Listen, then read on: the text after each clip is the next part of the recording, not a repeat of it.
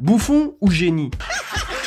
Précurseur ou copieur? Qui est réellement Cyril Hanouna? Pourquoi suscite-t-il autant d'intérêt? Adoré ou détesté, il n'y a pas d'entre-deux. Il ne laisse personne indifférent. La marque Cyril Hanouna est aujourd'hui devenue incontournable, que ce soit sur un média plus ancien comme la télévision ou sur des médias plus récents comme les réseaux sociaux. Mais qu'est-ce qui fait l'ADN du succès de cet animateur tant contesté? Quels ingrédients sont réunis pour concocter la secrète sauce de Baba, comme l'appellent ses plus fidèles fans? Aujourd'hui, on va se pencher sur le cas de l'animateur star de C8. On va aller chercher dans les entrailles de sa personnalité pour comprendre comment il est arrivé à un tel niveau de succès. Ce qui est très surprenant avec Cyril Hanouna, c'est que son parcours est plus celui d'un loser que d'un winner. Et pourtant... Vous êtes sur la chaîne des Disrupteurs. Attachez vos ceintures.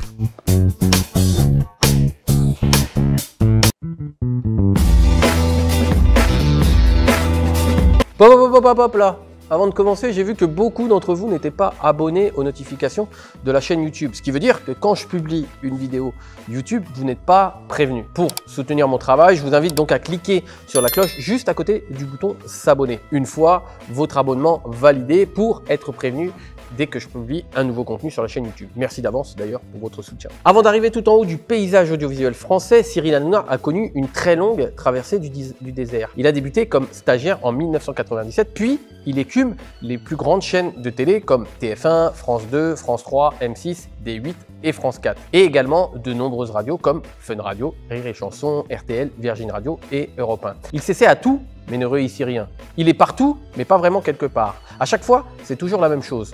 On le remercie et il doit passer à autre chose. Animateur radio, animateur télé, comique, jeu télévisé, caméra cachée, rien n'y fait. Cyril Hanouna reste dans l'ombre. Sortons de la chaîne comédie de Dominique Farrugia, connu pour avoir un très petit budget pour faire un maximum de choses. Il pense enfin voir que son heure arrive lorsqu'on lui offre la possibilité de prendre la suite de Michael Youn pour le Morning Live sur M6 en 2003. Seulement quelques mois plus tard, c'est un échec retentissant. Un énième coup d'arrêt pour la carrière de Cyril Hanouna. Tout le monde pense qu'il est fini. Lui, le premier. Personne m'appelait.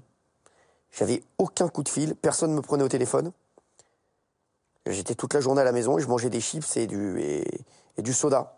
Et vous sortiez écouter votre boîte vocale pour savoir si on vous aviez un message, puisque ça passait pas, pour voir si quelqu'un avait envie de vous faire confiance. Et j'avais aucun message. Dans les couloirs des chaînes télévisées, Cyril Hanouna traîne une mauvaise réputation. On dit de lui qu'il est trop trash, qu'il ne réussit rien. Les caméras cachées qu'il a fait à l'époque de Comédie, où il pouvait se retrouver nu à l'antenne, ne parlent pas en sa faveur. Faut aller récupérer nos vêtements. Prendre un taxi.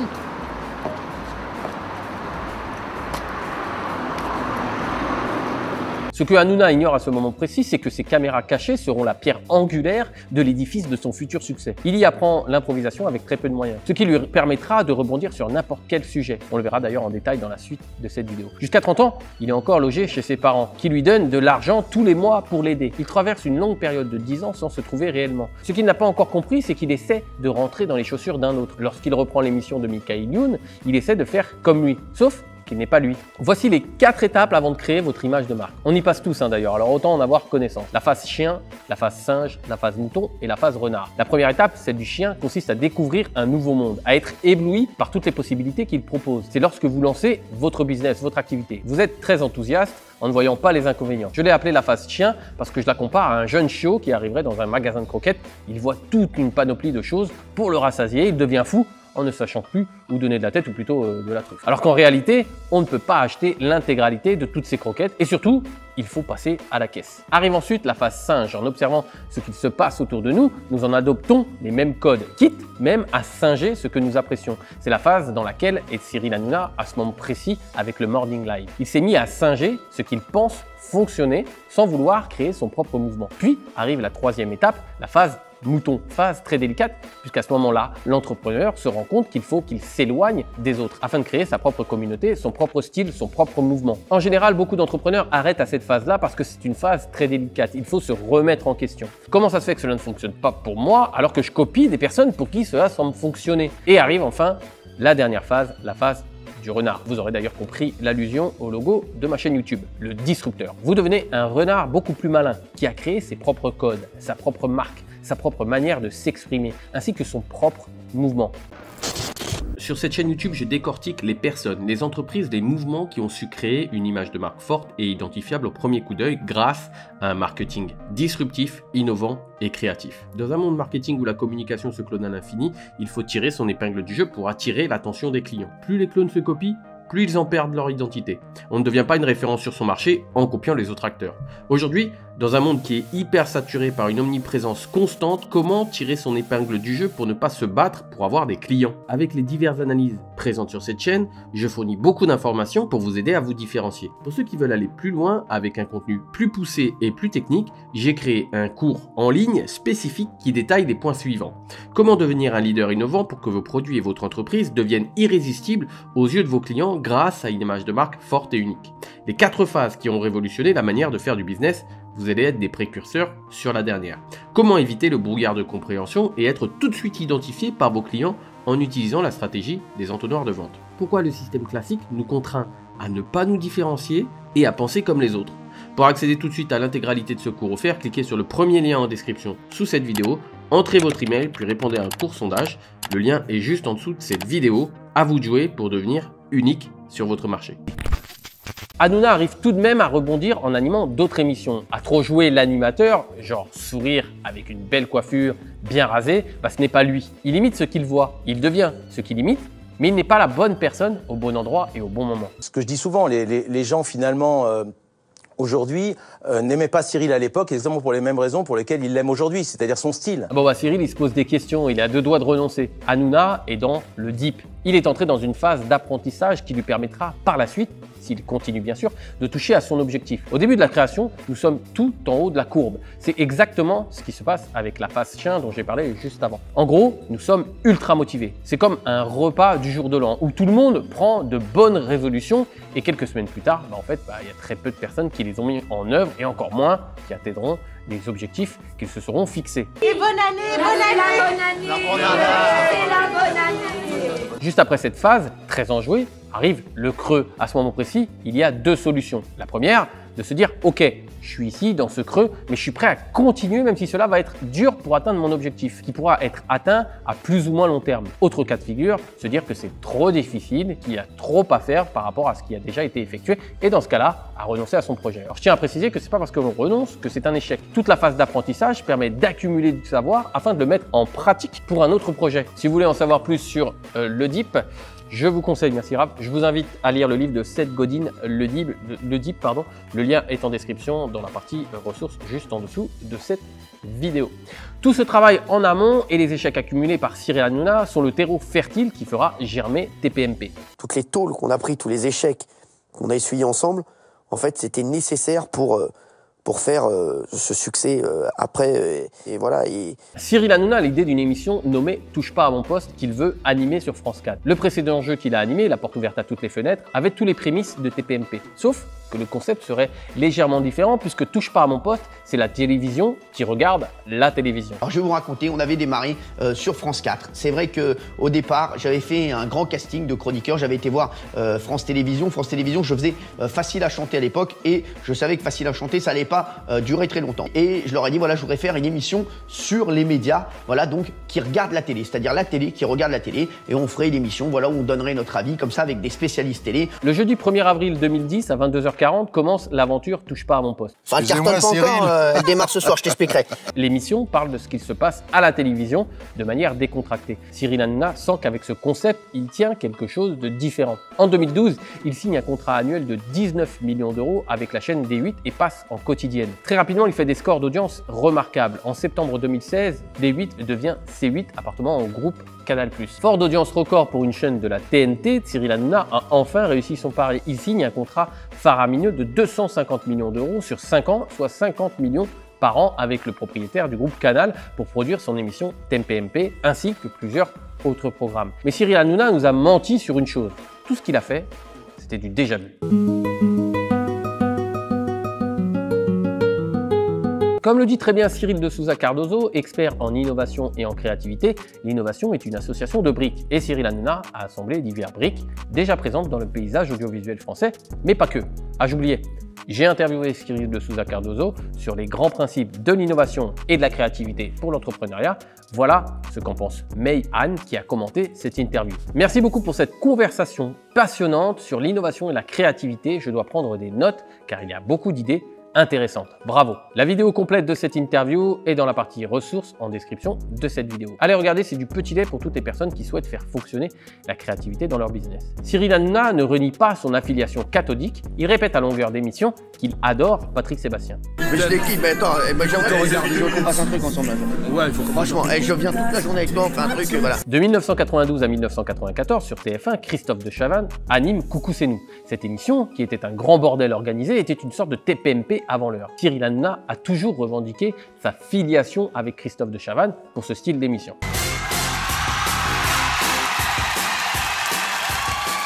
Monsieur, bonsoir. Bonsoir, bonsoir. Bonsoir à vous. Et rebonsoir encore ici et en bas et au milieu et en haut. Et bonsoir, comment ça va tout le monde? Bien installé. Cyril Hanouna est donc une fusion moderne de Patrick Sébastien et de Christophe de Chavannes, tous deux anciens animateurs stars de télévision. Il a assemblé différents éléments afin de créer un type de programme innovant. Il jongle entre humoristes, scénaristes, chanteurs, acteurs, chroniqueurs, producteur télé et animateur radio. Toutes ces différentes casquettes lui ont permis de connaître différents aspects du métier dont il a su tirer l'essence pour l'animation de TPMP. Il a travaillé sans savoir le sujet pendant des années afin de faire de lui le leader de la télévision. Tout cela existait déjà, mais pas rassemblé dans une seule et même émission. La mise en scène de situations drôles, c'est de Chavannes. Les trucs très écrits, c'est du Ardisson. Le concept de bande, c'est du Ruquier. Et tout ce qui est clown, c'est du Sébastien. Cyril Hanouna, c'est tout ça à la fois. C'est la fusion de différents éléments qui ont fait un personnage unique dû à sa persévérance, son abnégation et sa culture de l'excellence par un travail acharné. Si aujourd'hui vous travaillez plus et mieux que la concurrence, à un moment donné, c'est mathématique, vous la dépasserez.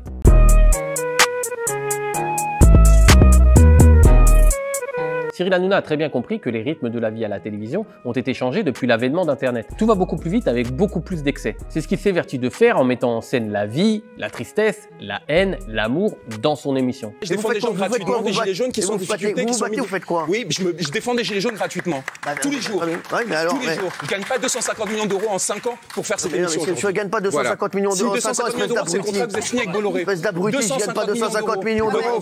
C'est pour produire des émissions. Allez, sors du plateau, tu dis des conneries. Mais t'es un abruti. Vous sortez ceux qui vous mettent ça. Mais pas du tout, mais tu dis des bêtises. Écoute, on t'invite gentiment, tu ne dis que des inepties. C'est une mise en scène de l'entre-soi. L'équipe de chroniqueurs est comparée à une famille qui serait filmée durant ses engueulades et ses réunions de famille. Hanouna va même jusqu'à partir en vacances avec toute son équipe et filmer les vacances pour les retranscrire en émission. Leur vie privée est jetée en public pour être moquée par toute la communauté. C'est le cas pour Gilles Verdez qui fera sa demande en mariage sur le plateau. Mon amour, est-ce que tu veux m'épouser ?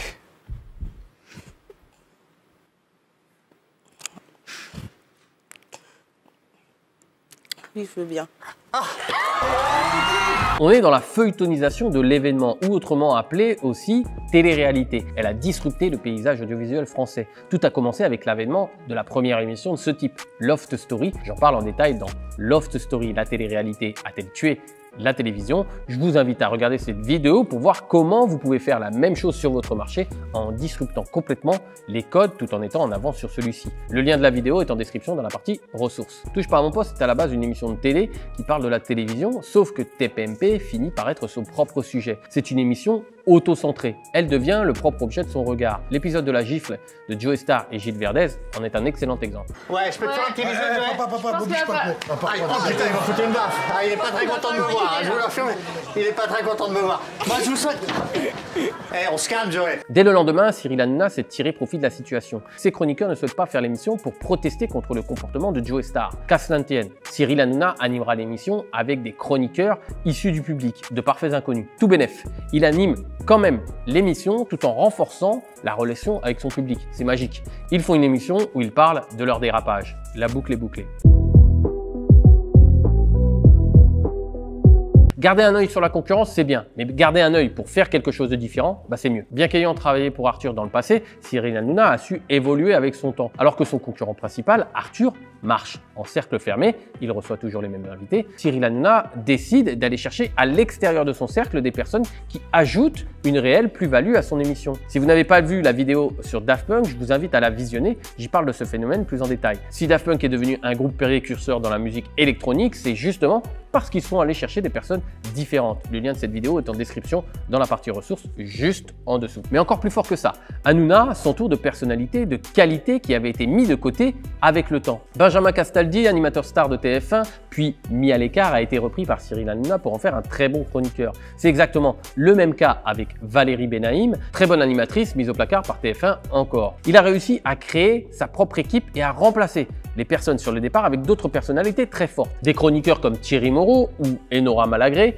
qui étaient là au début, sont partis. Mais Cyril Hanouna a eu le talent de les remplacer par des personnes aussi intéressantes, voire même plus. Pour aller plus loin sur ce point, je vous invite à regarder le film Moneyball avec Brad Pitt, qui incarne un coach de baseball qui assemble toute une équipe avec uniquement des seconds couteaux. En analysant toutes leurs statistiques, il se rend compte que s'ils jouent ensemble, ils formeront une équipe parfaite. Le lien du film est dans la partie ressources, juste en dessous de cette vidéo. Toute cette Dream Team navigue dans un gros bordel organisé. Je pense que tout peut arriver dans TPMP, surtout de l'inattendu. C'est voilà, la définition de TPMP. Qu'est-ce que vous répondez à ceux qui disent que chez certains de vos téléspectateurs, il y a comme ça une attente avide d'un incident? C'est notamment ce que disait, il y a eu un long portrait de vous dans Le Monde cet été, très bien, Gérard Davet et Fabrice Lhomme, qui disait ça, il y a une attente avide de l'incident chez certains de vos téléspectateurs. Alors, on regarde l'émission de Cyril Hanouna parce qu'on se dit qu'il va se passer quelque chose de différent, quelque chose qu'on n'aura pas vu ailleurs, qui n'était pas prévu en fait. En réalité, l'émission est très bien préparée, même si Cyril Hanouna est un professionnel pour sortir de la ligne directrice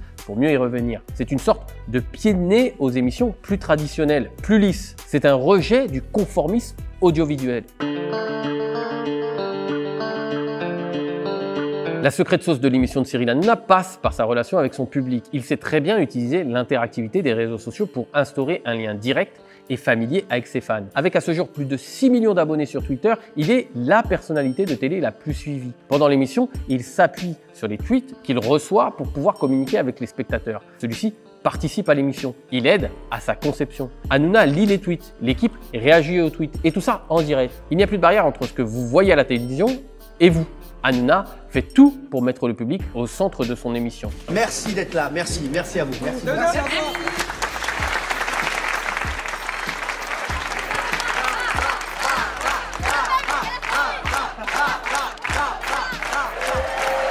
Ce lien très étroit avec le public n'échappe pas aux politiques qui sont sans cesse en quête de nouveaux partisans. TPMP deviendra la première émission de divertissement à recevoir des hommes politiques. Jean-Luc Mélenchon, voulant s'adresser aux jeunes, décide de parler directement sur C8 pour un entretien spécial avec Cyril Hanouna dans TPMP. Ils réuniront 709 000 téléspectateurs. Jean-Luc Mélenchon, comment faire du neuf avec du vieux, est une vidéo que j'ai réalisée sur ma chaîne. Vous y verrez comment il a réussi à se créer une image de marque jeune pour s'adresser à un public jeune, alors que globalement, ce sont plutôt de vieilles idées. Le lien est dans la description, comme d'habitude, dans la partie ressources. Cyril Hanouna ira même jusqu'à appeler le président Emmanuel Macron en direct pendant son émission et aussi à l'interpeller à la sortie d'une de ses interviews. Bon anniversaire.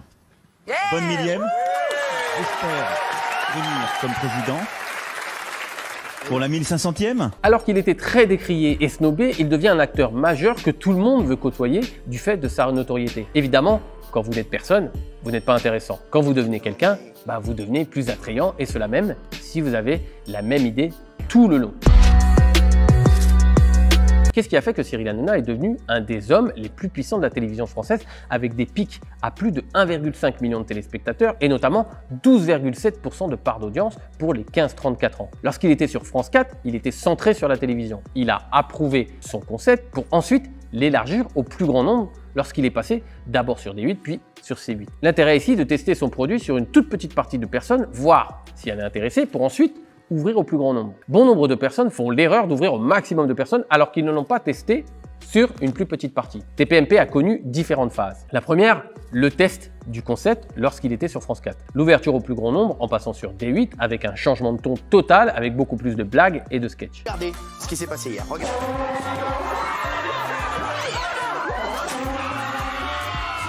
Puis, dernièrement, Cyril Hanouna est revenu sur des sujets de fond avec plus de débats. On va passer à nos amis aux Gilets jaunes. Un coup médiatique réussi, oui ou non? Sachez qu'hier, je suis sorti du studio et il y avait des Gilets jaunes qui m'attendaient et qui m'ont dit qu'ils avaient un coup de gueule à faire dans une émission. Ils m'ont demandé si je voulais bien leur donner la parole. J'ai dit, moi, la parole, ici, elle est ouverte à tout le monde. Il recherche aujourd'hui plus de respectabilité. Il veut être un des acteurs incontournables de l'élection présidentielle qui aura lieu en 2022. Cyril Hanouna démontre une abnégation sans faille. Il n'a jamais lâché l'affaire. Les échecs ont aiguisé sa soif de réussite. On lui a claqué l'âme porte-au-nez à multiples reprises. Il a été au cœur de polémiques qui auraient pu le couler, mais il a toujours continué. Concernant la polémique, on en parle juste après dans la partie sulfure et censure. Bien qu'étant un spectacle permanent, l'émission est contrôlée de A à Z. C'est préparé avec une impression de spectacle. Hanouna est arrivé au bon moment, à un moment où la télé avait besoin de renouvellement. Canal+ était en mauvaise passe avec son grand journal. Il y avait clairement une case à prendre. Lorsqu'une idée arrive dans un bon contexte et que sa visibilité est possible, alors c'est bingo. J'en parle très souvent avec le schéma de la zone de création. Lorsque ces trois zones s'entrecroisent, on arrive à une zone de création qui permet d'innover sur son marché, de se différencier de sa concurrence. L'émission est conçue en petites séquences afin d'être découpée et adaptée aux réseaux sociaux. C'est une recherche de buzz constant. TPMP cherche à cliver au maximum. Tout va très vite et les interventions doivent être très courtes, très dynamiques pour une succession de punchlines. C'est donc plus un monde de la petite phrase qu'un monde sur le travail de fond. On en parlera d'ailleurs dans la partie sulfure et censure, restez bien pour la suite. L'émission passe par toutes les émotions. On rit, on pleure, on est en colère, ce qui permet d'accentuer le lien avec l'émission. Je vous le dis, c'est que cet été, je suis allé le voir.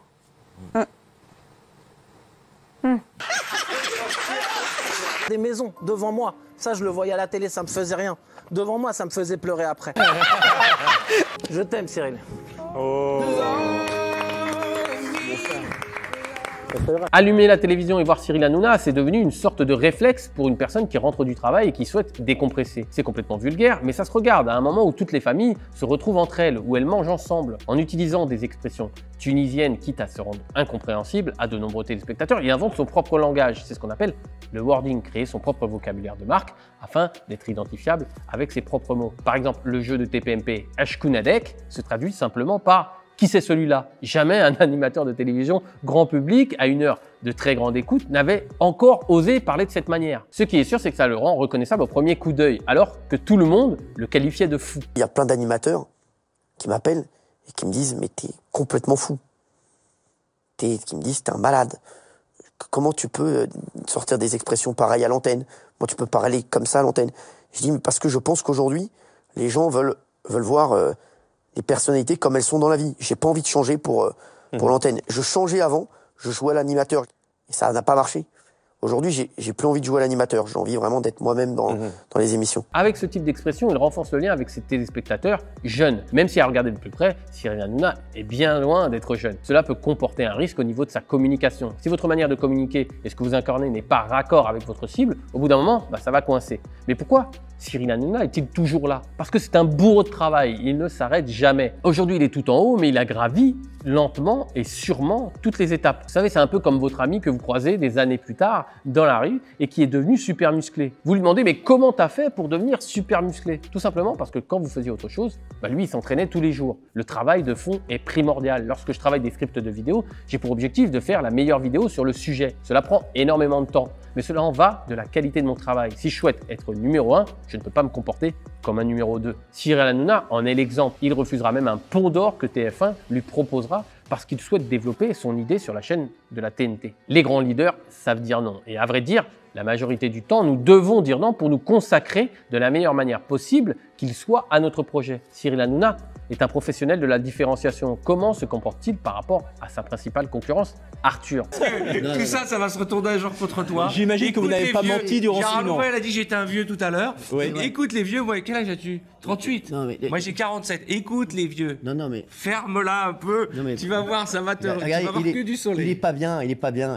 Parce que je sais pas ce qu'il a. Il est pas bien, il est énervé. Je n'ai pas de conseils ni de leçons à recevoir d'Arthur. Lui fait de la télé-réalité Moi, je fais de la télé du vrai. Cyril Hanouna a créé sa propre catégorie, ce qui lui permet de se différencier de son plus grand rival. Le marché est saturé, créez votre propre catégorie, puis étendez votre marché. Sa société de production est devenue une des sociétés télévisuelles produisant le plus de programmes diffusés en France. Une récente web-série documentaire, Influenceur, une vie de rêve à Dubaï, le jeu Apprendre ou à laisser, ou des émissions consacrées aux stars de la télé-réalité. Cyril Hanouna teste, regarde ce qui fonctionne et décline ses produits. Beaucoup n'ont pas fonctionné, c'est normal, c'est un écrémage autour du produit phare TPMP. Un autre programme émerge avec Balance ton poste qui réingardise totalement des émissions de débat telles que On n'est pas couché, présenté par Laurent Rouquier. Nous avons vu la partie lumineuse de Cyril Hanouna. Penchons-nous maintenant sur sa part d'ombre.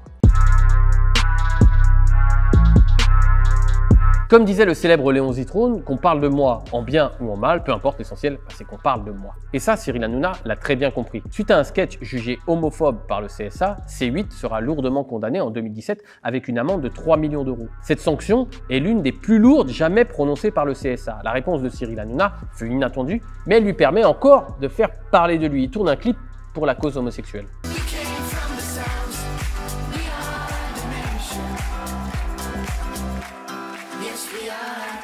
Pour ce qui est de l'amende de 3 millions d'euros, Cyril Hanouna répondra en direct avec une chanson dont il a le secret. Au CSA, CSA, ils dansent tous les soirs. Pour fêter ton départ, ils font le tour des bars. Au CSA, CSA, ils t'ont dit au revoir. Maintenant ils vont pouvoir nous regarder tous les soirs. Au CSA. Il utilise l'humour et le second degré pour répondre aux attaques et aussi pour continuer à faire rire son public. Évidemment, sa réponse aurait eu moins de retentissement s'il s'énervait. Il désamorce ainsi les attaques de ses opposants. Lorsque le journal Charlie Hebdo le caricature en moustique qui suce le cerveau des téléspectateurs, Hanouna se déguise en moustique dans la rue pour distribuer le journal. Bah ouais, c'est quand même plutôt drôle. TPMP fonctionne un peu comme une secte avec son gourou, Cyril Hanouna, ses disciples, les chroniqueurs, ses codes, ses rites d'intronisation ou d'excommunication. Tout cela fédère une communauté fidèle, prête à tout pour défendre son leader. Des fanatiques nommés par Hanouna les fanzouz. Une telle ferveur est en général plutôt réservée aux chanteurs ou aux acteurs. En télévision, c'est la première fois qu'on voit ça. Certains chroniqueurs ont critiqué l'émission. Depuis, ils ont bien sûr été évincés, puis crucifiés par la communauté. TPMP vit avec son temps. L'émission doit être rythmée et sans réel fond sur le traitement parce qu'on n'a pas le temps en fait. C'est le même syndrome que YouTube avec les contenus jetables. C'est assez rare d'avoir un vrai contenu de fond. 3 techniques pour avoir un business en 2022, 4 outils pour faire 1 million d'euros en moins de 20 minutes. Et encore, je suis plutôt sympa sur les titres. Quand les chroniqueurs ne se fondent pas dans le moule ou sont trop sérieux en apportant trop de fond, ils sont rapidement évincés. Rachid Arabe, ancien présentateur du journal de France 2 et ancien membre du CSA, en est un parfait exemple. Toujours très à propos avec un travail d'analyse de qualité, il est jugé trop rigoureux dans une émission potache. Il déclara « Je trouvais que sur certains sujets médias, nous n'en disions pas suffisamment. Nous n'allions pas assez loin. » Sa dernière apparition dans l'émission était pour le conseil de classe de celle-ci.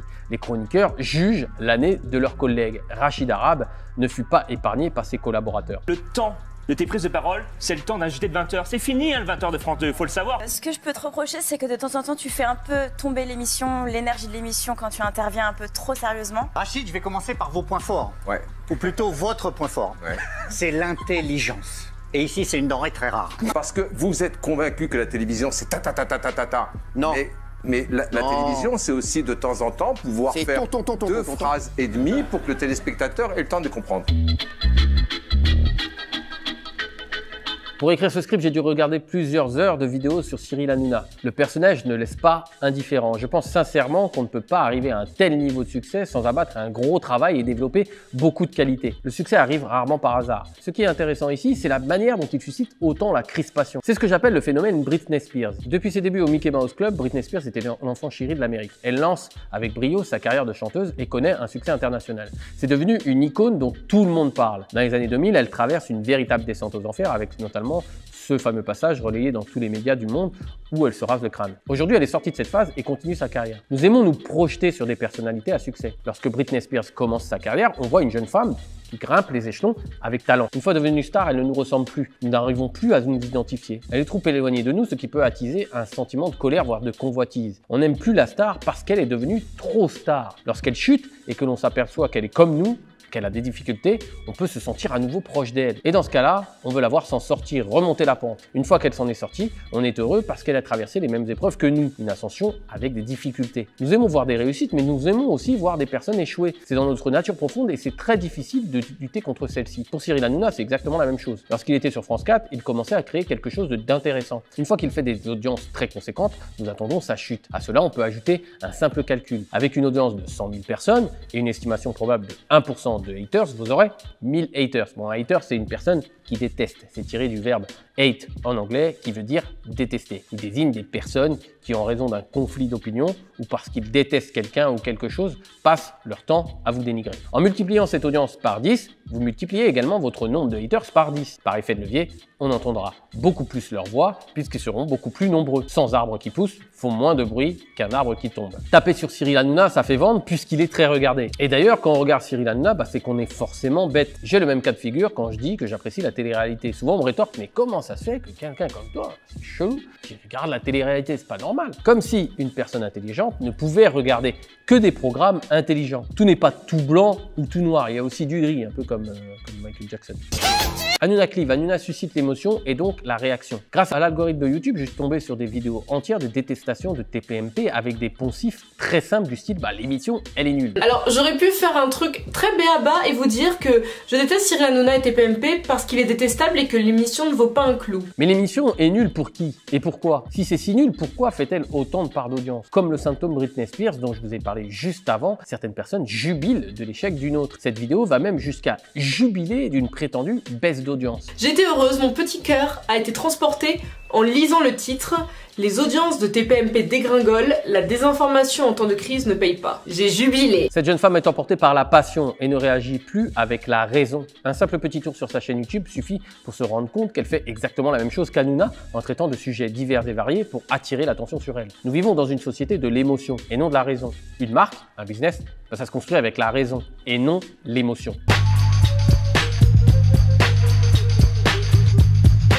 Il est maintenant temps de synthétiser le succès de Cyril Hanouna afin de choisir les éléments qui vous paraissent le plus pertinents à appliquer pour votre propre entreprise. Point numéro 1, Cyril Hanouna a fait preuve d'une abnégation sans faille. Il a eu une traversée du désert très délicate et surtout très longue, quasiment 10 ans. Tous les entrepreneurs ont une période de traversée du désert. Le doute fait entièrement partie du parcours entrepreneurial. Second point, Cyril Hanouna a vraiment commencé à réussir lorsqu'il s'est rendu compte que copier ce qui existait avec le Morning Live de Michael Youn, entre autres, ne pouvait fonctionner. À partir du moment où il a créé son propre univers, il a commencé à créer sa propre identité. Cet univers est approuvé par son propre langage, son warning, ses propres expressions qui définissent sa marque. Il a également assemblé plusieurs briques qui existaient déjà. C'est un savant mélange de Patrick Sébastien, de Laurent Ruquier, de Thierry Ardisson et de Christophe de Chavannes. Une fois cette identité créée avec des éléments distinctifs reconnaissables au premier coup d'œil, Cyril Hanouna a travaillé plus que les autres et mieux que les autres. C'est la culture de l'excellence qui lui a permis la différence. C'est le troisième point. Quatrième point, sa relation particulière avec son public lui a permis de fédérer une communauté fidèle et prête à tout pour le défendre. Cinquième point, chercher à l'extérieur de son cercle a permis à Cyril Hanouna de dénicher des personnes qui ont apporté une réelle plus-value à l'émission TPMP. Jetez un coup d'œil régulièrement sur ce qui est fait dans d'autres marchés que le vôtre. Il y aura des éléments qui ne seront pas adaptables, mais d'autres qui le seront. Point numéro 5, lors de son passage sur France 4, Cyril Hanouna a approuvé le concept pour ensuite l'ouvrir au plus grand nombre. Malheureusement, lorsque l'on commence une activité, la tendance est de vouloir le faire exploser à la face du monde, alors qu'il est préférable de d'abord tester les produits sur une petite audience pour pouvoir l'affûter en ayant des métriques fiables qui permettront de l'améliorer. Dernier point, non des moindres, la raison est supérieure à l'émotion. En aucun cas, les émotions doivent dicter les décisions d'un entrepreneur. Les émotions faussent le jugement. Elles peuvent engendrer des décisions irrationnelles. Qu'on l'aime ou qu'on le déteste, on ne peut que reconnaître que Cyril Hanouna a marqué un tournant dans le paysage audiovisuel français. À force de travail et d'abnégation, il est devenu une référence audiovisuelle. Tout cela parce qu'il a compris qu'il ne sert à rien d'être l'énième copie d'une copie, sinon vous vous transformerez en photocopieur.